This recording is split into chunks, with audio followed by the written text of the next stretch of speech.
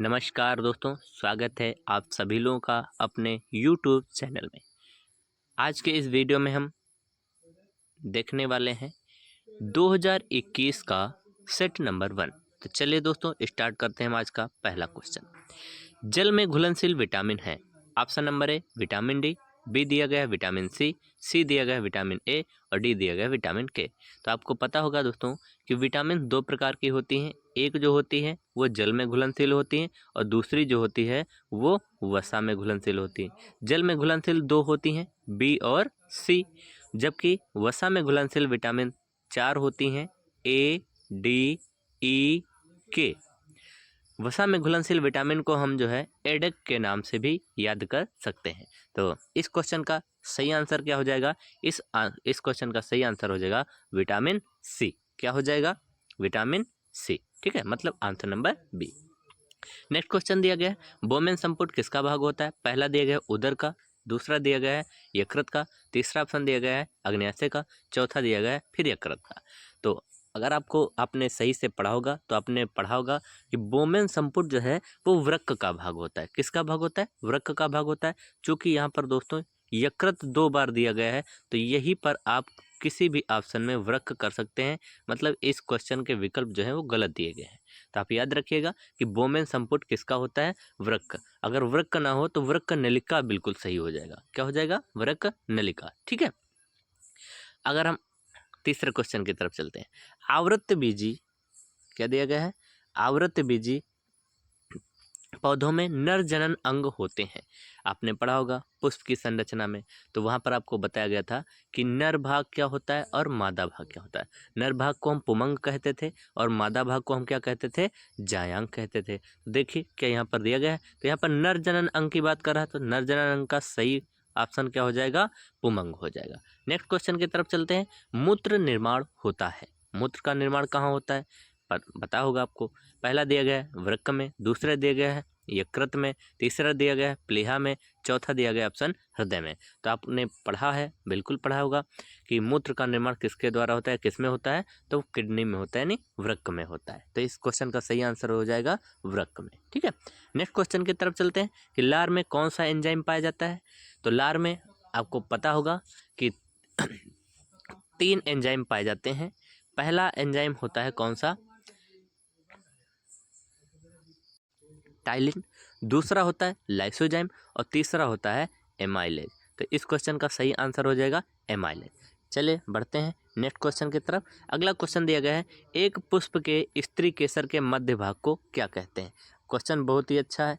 इस क्वेश्चन में काफ़ी कन्फ्यूजन हो जाता है और अधिकांशतः बच्चे क्या कर देते हैं? गलत कर देते हैं।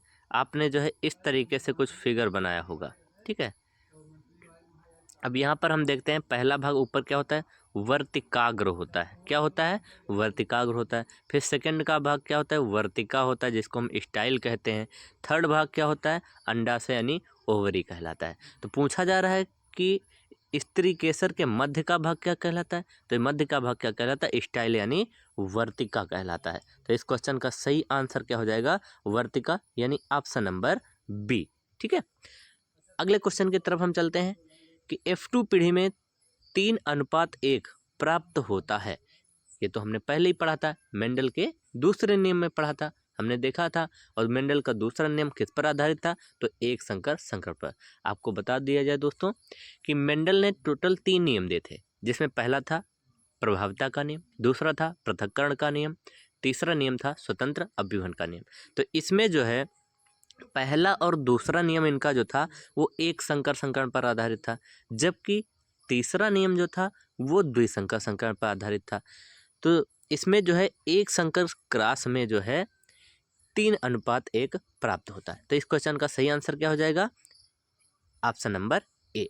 ठीक, आगे बढ़ते हैं उपखंड का क्वेश्चन नंबर 8 का पहला क्वेश्चन दिया गया है नर तथा मादा मनुष्यों में गुणसूत्रों की संख्या और प्रकार बताइए। चलिए बिल्कुल सही भाई, अगर हम नर की बात करते हैं और मादा की बात करते हैं तो दोनों में गुणसूत्रों की संख्या अगर टोटल देखा जाए तो 46 इसमें होती है, 46 इसमें होती है। लेकिन अगर हम बात करें तो ये 46 जो होती है वो 44+2 में होती है, ये इधर भी 44+2 2 में होती है। ये जो 44 होते हैं यानी 44 जो होते हैं दोनों में, ये दोनों नर तथा मादा में दोनों में समान होते हैं, इसीलिए हम इनको समजात गुणसूत्र कहते हैं। लेकिन ये जो 2 होते हैं, नर में जो 2 होते हैं और मादा में जो 2 होते हैं, ये दोनों में भिन्न भिन्न होते हैं, अलग अलग होते हैं, और चूंकि समान नहीं होते हैं इसलिए इनको हम क्या कहते हैं, विषमजात या असमजात गुणसूत्र कहते हैं। ठीक है, मेल में अगर हम नर की बात करें तो नर में ये XY के द्वारा प्रदर्शित किए जाते हैं और मादा में ये XX के द्वारा प्रदर्शित किए जाते हैं। ठीक है, इन्हें हम लिंगी गुणसूत्र के नाम से भी जानते हैं। ठीक है, आगे बढ़ते हैं। नेक्स्ट क्वेश्चन, दूसरा क्वेश्चन दिया गया है, मेंडल ने मटर के पौधे पर अपने प्रयोग के दौरान 7 जोड़ी विपर्यासी लक्षणों को चुना। इसमें तने की लंबाई तथा फली का रूप का प्रभावी तथा प्रभावी लक्षण बताए। अगर लंबाई की हम बात करें तो लंबाई में क्या लिया गया था, लंबे और बौने क्या लिया गया था, एक लंबा लिया गया था तो दूसरा विपर्यासी क्या था, इसका बौना था। ठीक है, अगर हम आगे हम बात करें इसी में कि फली की अगर बात करें तो फली में जो है एक फली का जो रूप था वो पहला था फूला हुआ और दूसरा इसका विपर्यासी क्या था, तो सिकुड़ा हुआ। कैसा था, सिकुड़ा हुआ था। ठीक है, अगले क्वेश्चन की बात करते हैं। क्वेश्चन नंबर 9 पर आते हैं। क्वेश्चन नंबर 9 क्या कह रहा है, क्वेश्चन नंबर 9 कह रहा है मनुष्य में किन्हीं 2 लिंग संलग्न रोगों की व्याख्या कीजिए। तो लिंग संलग्न रोग क्या होते हैं, आपको पता होगा कि ऐसे रोग जिनके जीन लिंगी गुणसूत्रों पर पाए जाते हैं उन्हें हम लिंग संलग्न रोग कहते हैं। अब किन्हीं 2 की बात कर रहा है तो नंबर 1 पर क्या आ जाएगा हमारा, हीमोफीलिया आ जाएगा। क्या आ जाएगा, हीमोफीलिया आ जाएगा। दूसरा क्या हो जाता है, दूसरा हो जाता है वर्णांधता। क्या होता है, वर्णांधता। अच्छा, हीमोफीलिया क्या होता है इस पर भी चर्चा कर लेते हैं। हीमोफीलिया जो है रुधिर संबंधी विकार होता है जिसमें क्या होता है कि रुधिर का थक्का नहीं बन पाता है। अतः अगर इस रोग से ग्रसित व्यक्ति को अगर किसी भी प्रकार की चोट लग जाती है तो रुधिर बहना प्रारंभ हो जाता है और वो उसका थक्का न बनने के कारण रुधिर लगातार बहता रहता है और रोगी की मृत्यु हो जाती है। अगर हम वर्णांधता की बात करें तो वर्णांधता ये वर्ण अर्थात रंग संबंधी विकार होता है। मतलब इसमें क्या होता है, इस रोग से ग्रसित जो व्यक्ति होता है उसमें लाल और हरा रंग विभेद करने में की सामर्थ्य नहीं पाई जाती, अर्थात वो जान ही नहीं पाता है कि लाल रंग है या हरा रंग है।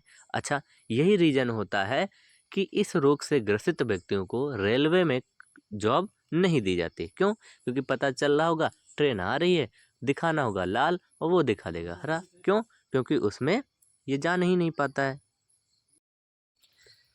साथ ही साथ हमको ये ध्यान रखना है कि ये दोनों रोग, वो चाहे हीमोफीलिया हो चाहे वर्णांधता हो, ये दोनों कैसे होते हैं, वंशागत होते हैं, अर्थात ये माता पिता से अपनी संतानों में फैलते हैं। अच्छा, एक चीज़ और, ये रोग जो है महिलाओं की तुलना में पुरुषों में ज़्यादा पाए जाते हैं। क्यों, क्योंकि इसका रीजन होता है क्योंकि अधिकांशतः महिलाएं जो होती हैं वो वाहक का कार्य करती है। अच्छा, वाहक का मतलब क्या होता है, वाहक का मतलब होता है कि ये रोग इनमें नहीं शो होगा लेकिन इनकी संतानों में प्रकट होता है। ठीक है, चलिए नेक्स्ट क्वेश्चन की तरफ चलते हैं।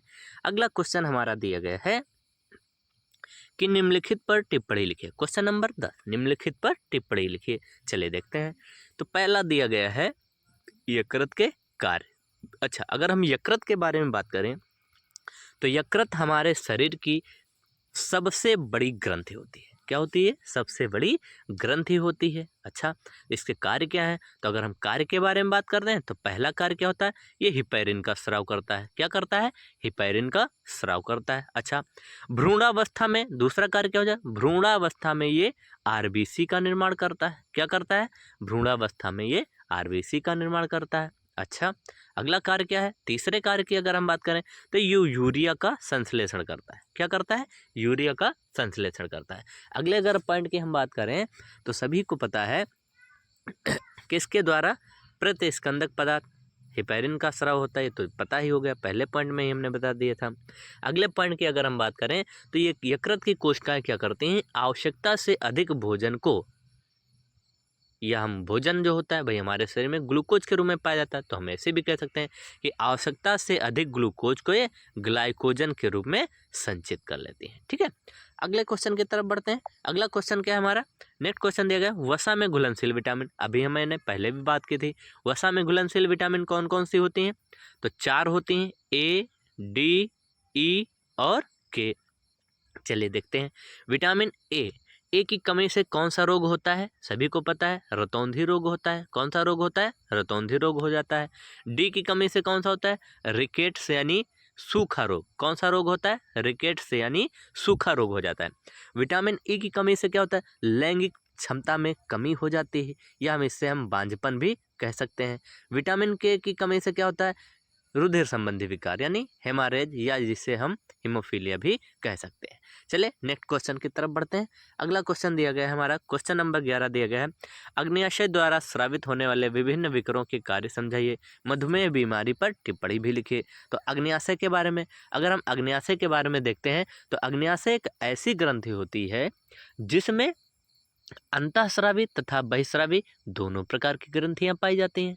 अब दोनों प्रकार की ग्रंथियां हैं तो इनसे दोनों प्रकार के भाई हार्मोन और एंजाइम का स्राव होता है, इसीलिए इनको हम क्या कहते हैं, इसीलिए हम इसको मिश्रित ग्रंथि कहते हैं। क्या कहते हैं, मिश्रित ग्रंथि कहते हैं, यानी मिक्सर ग्लैंड कहते हैं। ठीक है। अब अगर हम बात करें अग्न्याशय के बारे में, तो अग्न्याशय में जो है इसकी अगर हम आंतरिक संरचना बनाते हैं, ठीक है, तो कुछ इस प्रकार से बन जाएगी। अब एक की बात अगर हम करते हैं तो यहाँ पर पिंडक क्या पाए जाते हैं, पिंडक या स्रावी नलिकाएं पाई जाती हैं। इनके द्वारा क्या होता है, बहिस्रावी हार्मोन का स्राव होता है। किसका स्राव होता है, बहिस्रावी, जिसे हम क्या कहते हैं, अग्न्याशयिक रस कहते हैं। अगर हम इसी के अंदर की बात करें तो कुछ इस प्रकार से गोलाकार संरचनाएं पाई जाती हैं, कोशिकाएं पाई जाती हैं। इसको हम लैंगरहैंस की द्वीपकाएं कहते हैं। क्या कहते हैं, लैंगरहैंस की द्वीपकाएं कहते हैं। अच्छा, लैंगरहैंस की द्वीपकाओं की अगर हम बात करें तो इसमें 3 प्रकार की ग्रंथियां पाई जाती हैं। एक होती अल्फा, दूसरी होती बीटा, तीसरी होती है गामा। अल्फा के द्वारा ग्लूकेगान का स्राव होता है। किसका स्राव होता है, ग्लूकेगान का स्राव होता है। बीटा के द्वारा इंसुलिन का स्राव होता है। अच्छा, इंसुलिन आपके लिए इंपॉर्टेंट है, थोड़ा पढ़ लीजिएगा क्योंकि ये अच्छा क्वेश्चन बनाता है। पूछा भी जाता है कि मानो इंसुलिन पर टिप्पणी लिखे, तो अभी हम आगे डिस्कशन करेंगे। गामा गामा जो कोशिका होती है, इसके द्वारा वृद्धि हार्मोन का स्राव होता है, जिसका नाम है सोमेटोस्टेटिन। अच्छा, वृद्धि हार्मोन क्या करता है, वृद्धि हार्मोन के द्वारा जो व्यक्ति होते हैं उनकी वृद्धि होती है। अच्छा, अगर इसकी कमी हो जाए तो जो व्यक्ति होता है उसकी वृद्धि में लंबाई ना होने के कारण वो बौना हो जाता है, और अधिकता होने के कारण वो अतिकाय यानी महाकाय यानी बहुत बड़ा हो जाता है, बहुत लंबा भी हो जाता है। अब हम बात करते हैं इंसुलिन के बारे में। पूछा गया कि इंसुलिन क्या है और इंसुलिन की कमी से कौन सा रोग हो जाता है। तो सभी को पता होगा कि इंसुलिन जो है एक प्रकार का हार्मोन होता है जिसकी कमी से हमारे शरीर में मधुमेह, या जिसको हम कहते हैं डायबिटीज़, क्या कहते हैं, डायबिटीज़, या जिसको हम कहते हैं शुगर रोग कहते हैं। क्या कहते हैं, शुगर कहते हैं। तो इंसुलिन की कमी से हमारे शरीर में मधुमेह रोग हो जाता है। अच्छा, अब इस रोग से ग्रसित व्यक्तियों को के उपचार के लिए क्या करना पड़ता है कि इनको इंसुलिन की उपलब्धता करवानी होती है। इसलिए क्या किया जाता है, ई कोलाई नामक जीवाणु से इस इंसुलिन को प्राप्त कर लिया जाता है, तैयार कर लिया जाता है, और इनके कृत्रिम टीके तैयार करके इस रोग से ग्रसित व्यक्तियों को प्रोवाइड करवा दिए जाते हैं। चले बढ़ते हैं नेक्स्ट क्वेश्चन की तरफ। अगला क्वेश्चन कह रहा है श्वासोच्छ्वास तथा श्वसन में अंतर बताइए, निःश्वसन और निःश्वसन। श्वासोच्छ्वास तथा श्वसन में अंतर बताइए। चलिए, श्वासोच्छ्वास को इंग्लिश में कहा जाता है ब्रीथिंग, और श्वसन को कहते हैं रेस्पायरेशन। कुछ लोग यही नहीं जान पाते हैं कि श्वासोच्छ्वास और श्वसन होता क्या है। चूँकि सामान्य तौर पर हम लोग पहले पढ़े होते हैं, कक्षा 5, 6, 7, 8 में यही पढ़ते आ रहे होते हैं कि ऑक्सीजन को ग्रहण करना, कार्बन डाइऑक्साइड को बाहर निकालना श्वसन कहलाता है। जी नहीं, ये परिभाषा गलत होती है। ये परिभाषा किसकी होती है, तो अगर हम इस परिभाषा की बात करें तो ये परिभाषा श्वासोच्छ्वास की होती है, यानी ब्रीथिंग की होती है। तो ब्रीथिंग की परिभाषा क्या हो जाएगी कि गैस को फेफड़ों तक पहुँचाना, किसको, गैस को फेफड़ों तक पहुँचाना, तथा अपशिष्ट गैस को या हानिकारक गैस को फेफड़ों से, शरीर से बाहर निकालना क्या कहलाता है, श्वासोच्छ्वास कहलाता है। अच्छा, अर्थात हम सीधे भी कह सकते हैं कि वायु को ग्रहण करना तथा बाहर निकालने की क्रिया श्वासोच्छ्वास कहलाती है। अच्छा, तो श्वसन क्या होता है? तो अगर हम श्वसन की बात करते हैं तो श्वसन क्या होता है?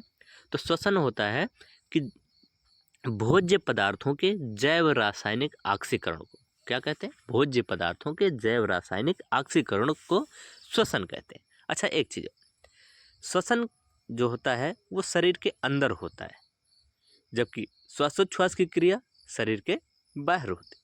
ठीक है। श्वसन की अगर हम बात करते हैं तो श्वसन के द्वारा क्या होता है?